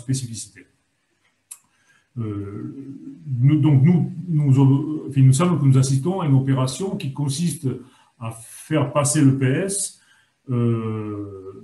dans les faits d'une discipline scolaire, de quelque chose qui ressemble de plus en plus à une activité scolaire. Attention, je ne suis pas en train de dire que les dimensions, comme la dimension éducative, autour d'un certain nombre de savoirs, d'attitudes, de prise de conscience, sur la nécessité de l'activité, de sa durée, de ses bienfaits, tels que nous les discutons ce soir, n'a pas sa place en EPS, bien au contraire. Sauf que nous pensons qu'il nous faut résister à un cadre que je vais nommer les éducations A, où les apprentissages en EPS auraient une dimension utilitariste par rapport à la vie et à la société. Donc nous pensons qu'il faut résister à ces cadres qu'on appelle les éducations A, tout en éduquant les jeunes, les élèves qui nous sont confiés par rapport aux problèmes de société qui les concernent, comme celui de la sédentarité. Voilà, je m'arrêterai là pour cette première réponse à ta question. Merci, Angelco. Alors, je voudrais revenir un petit peu sur le clip de l'UNESCO qu'on vient de voir là, sur l'éducation physique et sportive de qualité, qui est souvent un peu brandi aujourd'hui comme un étendard de l'évolution absolue de l'éducation physique et sportive vers laquelle tous les enseignants de PS devraient converger. Et finalement, cette éducation physique et sportive-là, dans ce clip-là, mais tu l'as aussi souligné là, dans ton intervention, met en opposition ce qui serait de l'ordre des finalités, d'une contribution de l'éducation physique et sportive à des grandes questions sociétales, et ce qui serait de l'ordre de ce qui fonderait une discipline scolaire notamment, en termes de savoir à s'approprier au sein de l'école. Alors le SNEP est très souvent caricaturé dans sa façon dont il défend les choses, où nous serions essentiellement centrés sur les savoirs et on ne considérerait pas du tout les grandes finalités sociales auxquelles l'école pourrait apporter son apport, ou en tout cas sa contribution. Est-ce que tu as commencé à l'évoquer, à le développer? Est-ce que tu pourrais revenir un petit peu sur cette idée, justement, de cette articulation entre les grandes questions des finalités et la question des savoirs? Alors, oui, je reviens et je rajouterai même quelques propositions que nous portons, évidemment de façon non exhaustive, compte tenu du temps dont nous disposons. D'abord, je voudrais préciser que, alors, au-delà de la soirée de ce soir, le SNEP est entré dans sa période et dans son année de congrès. Actuellement, commencent les congrès académiques dans l'ensemble des sections académiques du SNEP et qui se termineront par un congrès national qui est programmé au mois de novembre prochain, lors duquel ce congrès, ou ces congrès, puisqu'on a plusieurs étapes, nous allons remettre au bout du jour, si j'ose dire, les propositions que porte le SNEP justement sur cette dimension dite générale de l'éducation physique et sportive en termes de propositions pour des programmes, puisque nous nous sommes lancés dans une opération des programmes alternatifs depuis plusieurs années par APSA, qui sont disponibles et rendus publics sur notre site internet, mais également nous travaillons sur l'articulation justement de ces dimensions et il y aura un texte avec des propositions concrètes qui seront arrêtées. Bien, ça c'est la première chose. La deuxième, il nous semble qu'avec l'ensemble des choses qu'on entend ce soir, et je l'ai dit au début que la sédentarité est un problème multifactoriel, il nous semble qu'il ne faut pas opposer les choses. Néanmoins, il faut savoir de quoi on parle et de quel espace-temps, lieu on parle. L'école a ses spécificités, je ne vais pas les développer ici, mais ces spécificités font qu'elle est organisée par des enseignements disciplinaires, et puis avoir des dimensions interdisciplinaires, je ne reviens pas là-dessus, ça a toute sa légitimité, mais pour ce qui est des disciplines, elles sont, je l'ai dit tout à l'heure, organisées et fondées par un certain nombre de savoirs. Il nous semble que au SNEP, que l'EPS a cette chance d'avoir des APSA pour être enseigné, et qu'à travers l'enseignement des APSA, les dimensions éducatives, je mets dedans un ensemble des choses, dont l'apprentissage, avoir une vie active de façon régulière, cette dimension en fait partie. Ça, c'est la première chose. La deuxième, il me semble que un certain nombre de mesures doivent pouvoir être portées. C'est la place et la formation et le rôle de l'EPS à l'école. Claire a utilisé le terme tout à l'heure de re-questionner la hiérarchie des disciplines. Nous pensons que compte tenu de ce dont on parle ce soir, y compris le phénomène qui a été reconnu, médiatiquement il est reconnu par tout le monde, y compris par notre ministre, puisqu'il ne cesse de vanter la culture sportive dans ses discours, il nous semble que au moment du premier confinement, le professeur Carré l'a dit tout à l'heure, une des rares choses qui était autorisée dans le confinement, c'était l'activité physique. Nous pensons que cela remet cette question, et donc ce que porte notre discipline dans quelque chose qui doit déboucher sur une réflexion sur la place reconsidérée de l'EPS au sein de l'école. Donc en termes de propositions, nous portons aujourd'hui de façon décomplexée, nous invitons toute la profession à le faire et les autres acteurs du système de façon décomplexée sur des questions, sur un certain nombre de mesures immédiates et gratuites. J'insiste sur ce terme parce qu'il s'agit des choix politiques gratuits, à savoir remettre l'EPS au premier plan à travers ses propres textes, donc en gros ouvrir les discussions, les travaux, les négociations, si j'ose dire. Vous parlez en syndicaliste sur les textes que sont les programmes et les textes certificatifs, premièrement. Deuxièmement, une mesure qui demande une décision budgétaire cette fois-ci, c'est la question des horaires. Pour l'ensemble de second degré, nous demandons une considérable hausse des horaires. Je l'ai dit tout à l'heure, on est en période de congrès, donc le mandat concret que portera le SNEP dans la période sera de nouveau rediscuté au congrès, donc on verra avec lequel on va sortir de cette période. Mais actuellement, nous demandons que, comme une première mesure qui se voudrait transitoire, en collège comme en lycée, les horaires de PS soient montés à 4 heures. D'accord. Ce qui correspondrait à 2 séances de 2 heures. Voilà. Tu peux conclure sur ton intervention? Oui, je conclus en disant, en revenant sur ce que j'ai dit tout à l'heure, sur l'enseignement des APSA. Nous pensons qu'aujourd'hui, compte tenu d'abord de la complexité de la situation, de la richesse de ce qui est enseigné en éducation physique et sportive, qu'il nous faut revenir sur un certain nombre d'équilibres. Tout à l'heure, je parlais de la musculation, que les choses soient très claires, puisque ça va mieux en le disant. Le SNEP ne s'oppose pas, puisque ça aussi, ça fait partie des caricatures qui sont parfois racontées sur le SNEP, le SNEP n'est pas opposé à la musculation. La preuve en est, j'invite tout le monde, si ce n'est déjà fait, à aller lire le numéro de contre-pied édité par le Centre PS et Société et diffusé par le SNEP, oui. Qui était consacré à la musculation. On porte un certain nombre de propositions, y compris d'évolution en termes de conception de la musculation et de son potentiel enseignement en EPS. Donc le SNEP n'est pas opposé à la musculation. Par contre, il nous semble qu'un certain nombre des rééquilibrages sont importants, d'où la nécessité de retravailler les textes, d'où la nécessité de revenir sur des classifications qui ont un sens, pas seulement pour les individus, mais aussi un sens social, et un rééquilibrage de l'enseignement des APSA. Par exemple, il nous semble qu'il y a des activités comme les sports collectifs, qui sont notamment en lycée, étaient mises en difficulté quelque peu, et qui mériteraient d'être rétablies à leur juste place. Voilà. Merci Angelco. Alors Claire, avec le SNUPP, le SNEP a travaillé sur 20 propositions.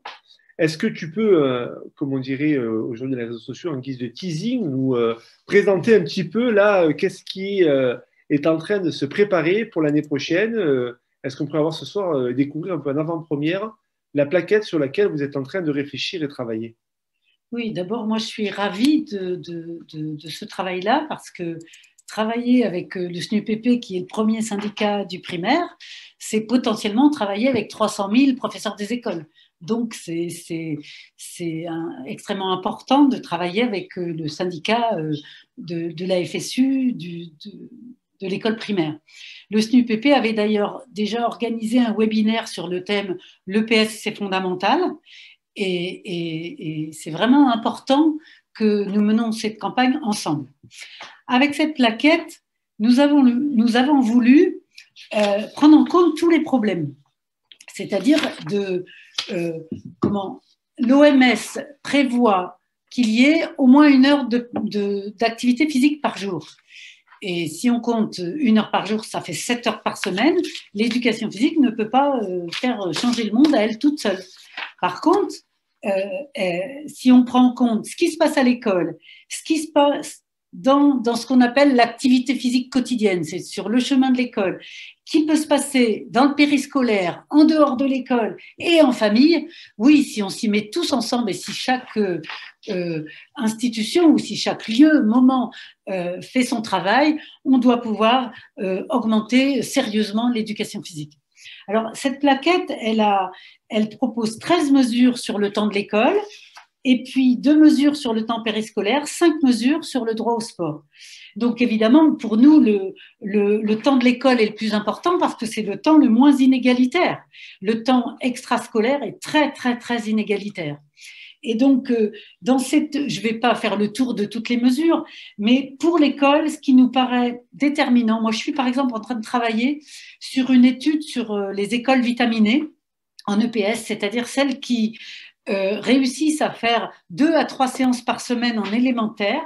Eh bien, ces écoles-là, pour réussir à faire ça, elles ont des équipements très proches de l'école. Donc, une des premières revendications, c'est des équipements au sein de l'école ou très proches de l'école. Et on fait l'hypothèse que s'il y a plus d'éducation physique à la maternelle, c'est que voilà, la salle d'éducation physique, elle est dans l'école. Une des deuxièmes propositions, c'est d'expérimenter dans chaque école l'idée d'un enseignant, d'un professeur référent sur l'éducation physique. Alors, historiquement, on a sans doute un peu raté une étape quand il y avait énormément de jeunes qui sortaient de STAPS et qui sont devenus profs d'école, mais c'est peut-être pas trop tard pour redresser la barre. Il s'agit en aucun cas d'avoir des postes à profil, parce que le SNUPP ne porte pas du tout ce mandat-là, mais d'expérimenter dans un premier temps des personnes référentes qui pourraient jouer le rôle de coordonnateur dans une école ou l'aide pour des échanges de services ou de la co-intervention. Il y a une urgence aussi en termes de formation, puisque vous avez dû le savoir, les horaires de formation baissent dramatiquement en formation initiale.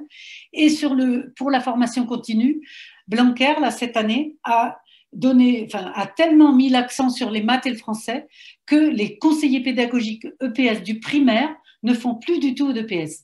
Et vraiment casser cet outil-là, c'est dramatique parce que c'est eux qui permettent d'organiser des rencontres, d'organiser l'UCEP, qui permettent de vraiment dynamiser au plus près du terrain l'éducation physique.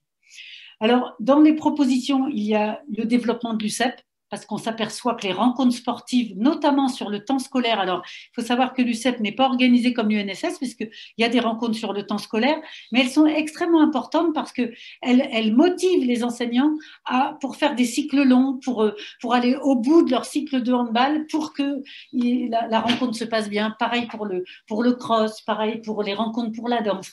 Donc c'est vraiment très important.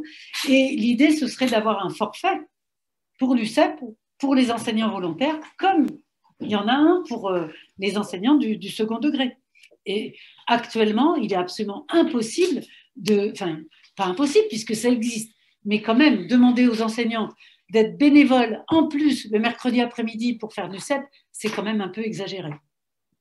Donc, je vais passer, on insiste beaucoup sur les récréations, parce que les récréations, c'est justement là qu'il faudrait bouger.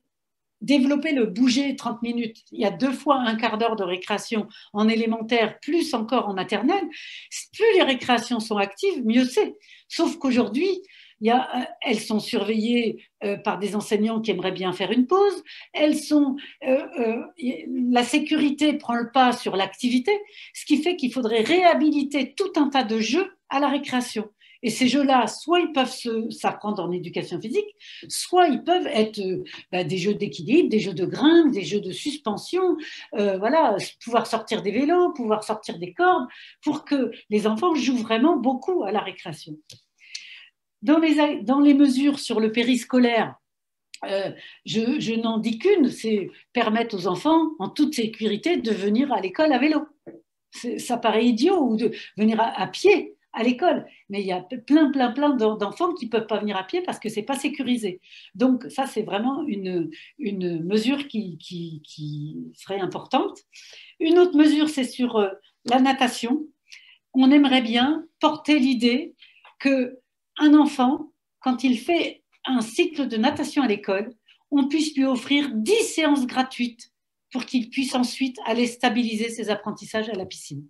C'est quelque chose qui pourrait être porté. Alors évidemment, ça supposerait que l'État investisse et donne des subventions, enfin des dotations aux collectivités territoriales, sinon ce sera complètement inégalitaire.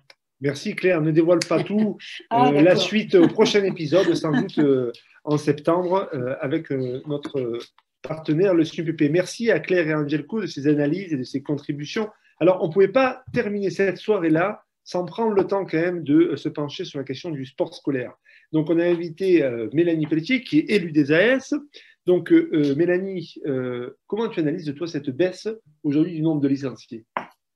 Bonsoir à tous. Donc, la baisse des licenciés à l'UNSS, oui, hein, de l'ordre de 30%, comme l'a dit Bruno tout à l'heure. Ça peut s'expliquer par pas mal de choses qui ont le corollaire en EPS, hein, bien sûr, mais moi, si je prends l'exemple de mon académie, hein, l'Académie de Versailles, dès le mois de septembre, on nous a interdit toute rencontre.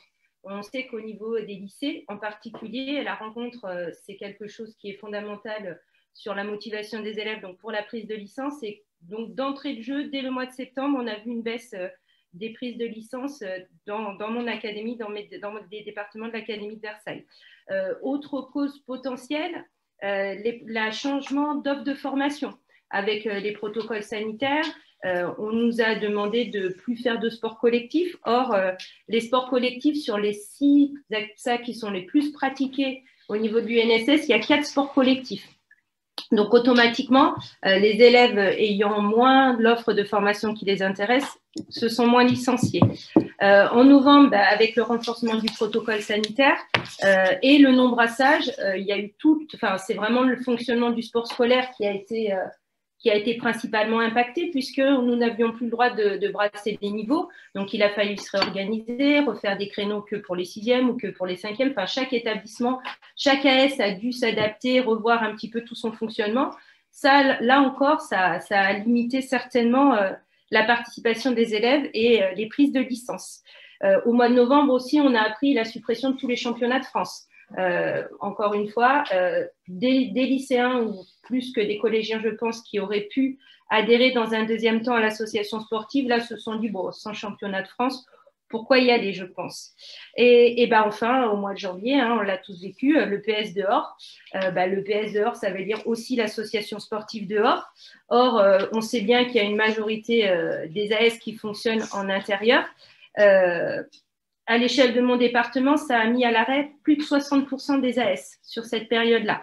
Donc, le service départemental, en l'occurrence, a proposé beaucoup de choses, hein. Mais les défis sportifs et les challenges, ça ne remplace pas la pratique de l'activité qu'on fait tous les mercredis avec ses camarades et surtout avec les camarades aussi des autres établissements scolaires. Donc, tous ces facteurs qui sont liés, bien sûr, à la crise sanitaire, ils peuvent, c'est une réalité. On va voir comment le sport scolaire va s'en sortir derrière. Mais pour nous, cette existence du sport scolaire, c'est un vrai enjeu, hein. C'est vraiment l'accès à moindre coût à un maximum de jeunes à une pratique sportive régulière. Et donc, dans le milieu scolaire, hein, on le sait, dans mon secteur en tout cas, les filles en particulier, des milieux populaires, vont aller plus facilement vers les AS que vers le sport fédéral. Donc, il y a un vrai enjeu dans la participation. Donc, ça, c'est pour la crise Covid. J'enchaîne avec les autres raisons peut-être des pertes de licenciés entre le collège et le lycée. Oui, de façon très courte alors. Ouais, je synthétise. Voilà. Donc, oui, on analyse à l'image du sport fédéral, hein, la même problématique entre la perte de licenciés entre le collège et le lycée. La direction nationale de l'UNSS travaille beaucoup sur la liaison entre le primaire et le secondaire, entre le CM2 et la 6e. Or, ce n'est pas là où on a une problématique de prise de licence, hein. En 6e, il y a des licenciés à l'UNSS, il n'y a pas de souci.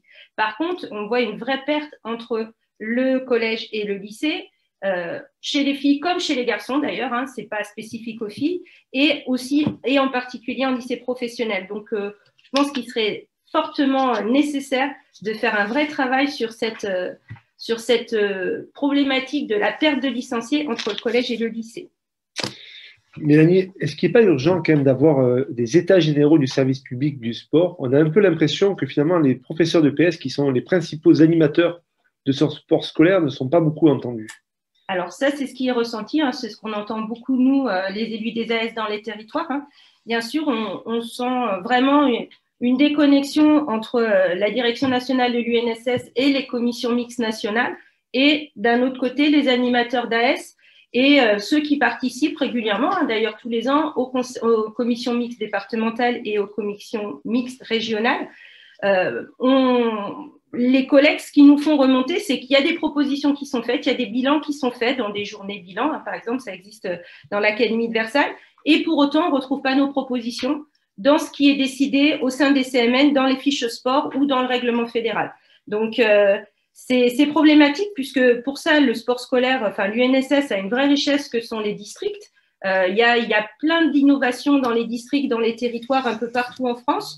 On peut citer l'exemple du basket 3-3 ou des rencontres artistiques où il n'y a pas de classement. Ce sont vraiment des choses qui sont innovantes, qui n'existent pas forcément dans le monde fédéral, que le monde fédéral a pu s'inspirer du sport scolaire et inversement. Mais c'est quelque chose, pour moi, dont l'UNSS ne s'empare pas suffisamment et ne diffuse pas suffisamment à l'ensemble de la profession, puisqu'il y a des choses qui se font dans un territoire qui ne sont pas connues et qui pourtant pourraient être très, très intéressantes et pourraient dynamiser les pratiques dans d'autres territoires. Donc, il faut vraiment, je pense que de ce point de vue-là, la direction nationale se saisisse de tout ce qui est fait, qui est tous les mercredis après-midi dans les AS, toutes les innovations, qu'elle communique là-dessus et un petit peu moins peut-être sur les grands événements internationaux, certes qui sont une vitrine, mais qui ne sont pas le quotidien des animateurs d'AS, en tout cas de la plupart. Merci. Alors, bon, il y a encore 200 collègues qui sont présents, et puis on sait qu'aussi nos soirées l'EPS sont beaucoup vues en podcast, hein, puisqu'on monte pour certaines jusqu'à 1500 vues après les soirées. Est-ce que tu peux nous dire là, finalement, les élus des AS, quelles seraient les 3-4 propositions que vous porteriez pour qu'à la rentrée, eh bien, on déconfine l'éducation, pardon, le sport scolaire. Alors, déjà, nous, ce qu'on porte, c'est que l'UNSS nationale fasse des arbitrages financiers qui permettent bien aux AS de faire un maximum de sorties, de rencontres dès la rentrée, là, dès le mois de septembre, type RAID ou des choses comme ça, de manière à vraiment redynamiser et rendre attractifs leurs associations sportives. Pour ça, il faut des moyens pour organiser des bus, pour louer du matériel, etc. Donc, le budget de l'UNSS nationale est excédentaire. Il y a un résultat excédentaire de près de 7 millions d'euros sur le budget 2020. Donc, on espère bien que, et ce sera décidé là lors de l'Assemblée générale qui a lieu le 8 juin, que la direction nationale écoute nos propositions et que dans les 7 millions, il y en ait au moins 3,5 millions qui soient reversés aux AS sous forme d'aide pour la prise de licence et l'autre 3 millions qui restent soit versés sur les services en crédit d'animation de manière à ce que les services départementaux ou même les districts puissent proposer un maximum d'activités. Nous, ce qu'on porte vraiment, c'est le fait que l'AS dans l'établissement pratiquer tous les jours, c'est super, au contraire, et ça se passe dans les collèges, puisqu'il y a plein de collèges qui proposent l'AS et sur la pause méridienne et sur les mercredis après-midi, voire sur les soirées. Ça, c'est possible en collège. Donc, on a des élèves, comme le suggère le professeur Carré, là, qui font tous les jours de l'activité physique, et c'est ce qui devrait avoir lieu, à mon sens, dans tous les établissements scolaires, sauf qu'on voit bien qu'en lycée, ce n'est pas possible avec la réforme du lycée, la captation des mercredis après-midi pour mettre en place les enseignements de spécialité, plus les pauses méridiennes qui sont raccourcies et tout ça. Donc, je pense qu'il y aurait à réfléchir encore une fois dans un public qui est particulièrement impacté dans les lycées pro aussi avec les stages, de manière à ce qu'on libère du temps pour que les élèves puissent pratiquer tous les jours à l'association sportive et voilà, et qu'ils puissent aussi sortir de leur établissement parce qu'on le sait bien souvent, l'événement marquant pour les élèves dans leur scolarité, c'est une rencontre UNSS au niveau académique ou un championnat de France. Et c'est ça que chacun devrait pouvoir vivre. Merci Mélanie. Alors, merci à tous nos intervenants et nos intervenantes pour cette soirée que vous pourrez bien sûr retrouver sur notre site. Alors, nos prochains rendez-vous, quand même, avant la fin de l'année scolaire, eh bien, c'est un prochain rendez-vous qui est de toute importance parce que notre profession est en train de devenir une profession de mecs. Alors, est-ce que c'est une fatalité ? Comment expliquer aujourd'hui que les filles sportives n'osent pas aller en STAPS alors que des garçons à sportivité égale vont en STAPS? Depuis 3 ans, le SNEP FSU et le Centre PS Société ont mené une recherche et investissent pour essayer de comprendre pourquoi les STAPS comptent seulement 25 à 30% d'étudiantes. Une équipe de chercheuses a analysé les représentations de près de 2000 lycéennes et lycéens sur la filière STAPS et les qualités nécessaires pour y réussir. des analyses, des pistes pour déjouer les déterminismes. Filles sportives, osez les STAPS. À vous de vous inscrire très rapidement à la journée du 17 juin de 13h30 à 17h30 et vous pouvez bien sûr retrouver le lien à la fois sur Facebook et sur le chat. Alors un deuxième rendez-vous, c'est le séminaire du centre EPS Société qui se déroulera le 30 juin et le 1er juillet. Alors les adhérents du centre peuvent bien sûr y participer, mais vous pouvez bien sûr adhérer au centre pour y participer en visio ou pour les plus chanceux d'ailleurs, car il y aura ça sera hybride, pourront participer en direct.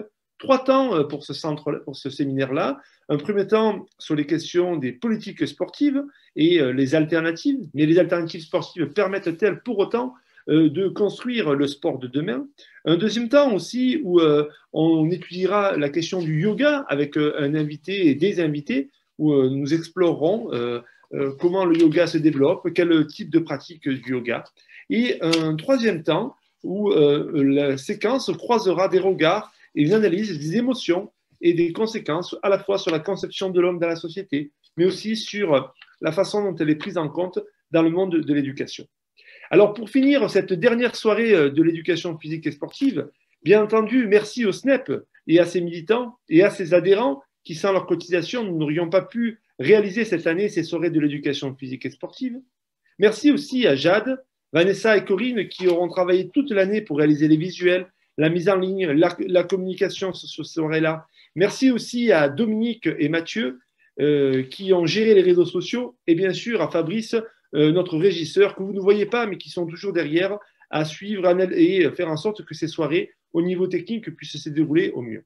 Bien sûr, merci au comité éditorial des soirées de l'EPS qui a travaillé toute l'année pour les préparer avec une analyse, un débat systématique pour faire en sorte de choisir les meilleurs intervenants. Alors, le SNEP FSU a choisi pour l'année prochaine de reconduire ces soirées-là. N'hésitez pas à m'envoyer sur mon mail bruno.cremonesi@snepfsu.net vos suggestions, vos commentaires, vos propositions pour la continuité, si vous avez des thèmes, des idées. Écoutez, je vous souhaite une bonne fin d'année et vive l'éducation physique et sportive et le sport scolaire. Bonsoir à toutes et à tous.